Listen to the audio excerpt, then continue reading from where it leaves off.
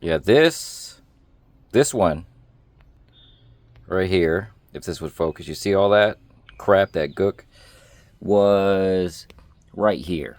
This is where this was, right here. These were covered right here.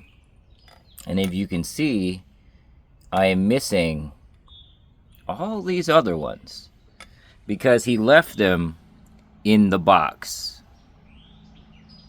Now, mind you, he said that the only problem with this was it cranks but doesn't start. Just pull this off. And, I mean, the surface doesn't look terrible. I'll have to clean that up and look. I'm not sure if these are leaking or not. But again, he said it just cranks but no starts. It doesn't crank. And this is the reason why, is because all of this, including in that pan right there, I drained the oil. Well, let me rephrase. I drained the water, coolant, and then a little bit of oil out of it.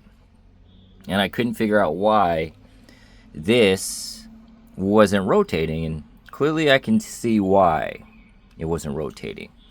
Now, I don't really see huge scoring. Like even this, I'm not even feeling a ridge on this, which is great. But I'm going to have to clean all of this up just to see if I can save this, because and I quote, the only problem with the bike is it cranks but it doesn't start.